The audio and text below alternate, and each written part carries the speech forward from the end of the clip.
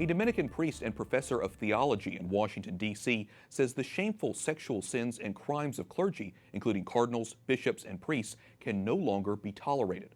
Father Dominic Legge writes in First Things, the persistent problem is with homosexually active priests.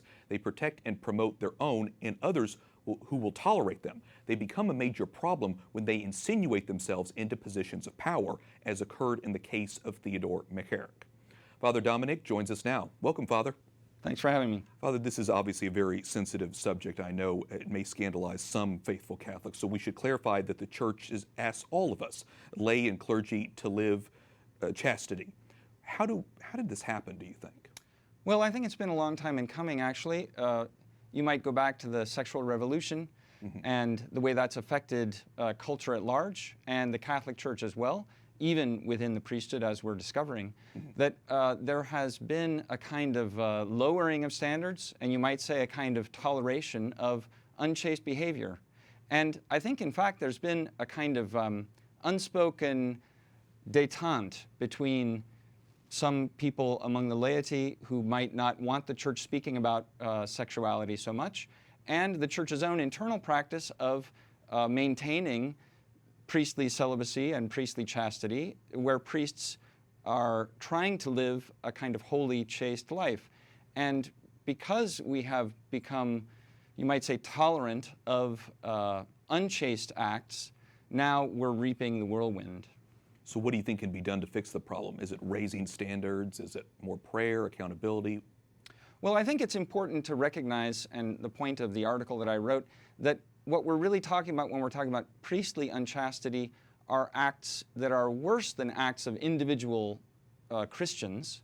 We're talking about sacrilegious acts because they're taking something very holy, the priesthood, and besmirching it with unchastity.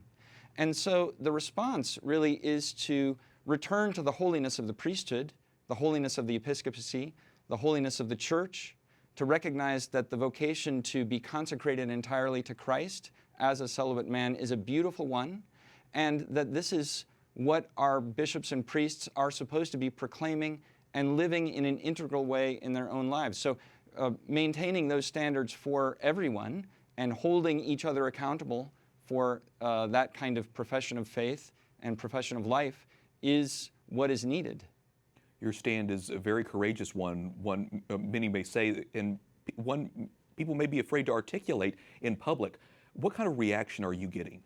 The reaction has been overwhelmingly positive that I've received. Many lay people are simply grateful that we're naming the problem. And the problem isn't just sexual abuse of minors. That is a terrible problem that has to be dealt with and eliminated, of course. But that's one subset of the problem, and the larger problem is a kind of crisis of chastity. And I would also say a crisis in confidence in the power of God's grace. That is, that God's grace really can transform you, can transform me, can transform everyone from the inside out to make us chaste, to make us capable of living the way God calls us. And that's what I think the challenge is.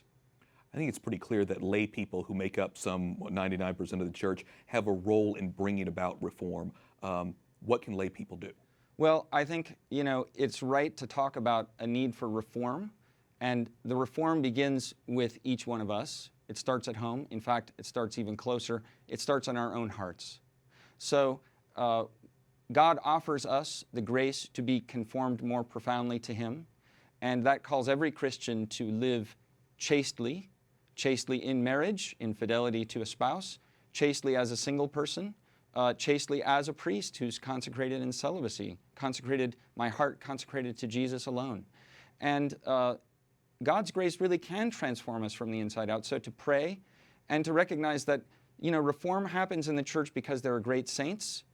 Where are the saints today? Well, it's time for us to become those saints and to let go of the things that are unworthy of God, unworthy of a Christian vocation, and to begin living the Christian vocation to the full. And that's when we will experience, I think, a real renewal in the religious life of the Catholic Church. Such an important call to holiness. Father Dominic Legge, Dominican priest and professor of theology in Washington, D.C., thanks so much. Thank you. And stay with EWTN News for comprehensive coverage on the abuse scandals. We'll have the latest on EWTN News Nightly, as well as Catholic News Agency and the National Catholic Register.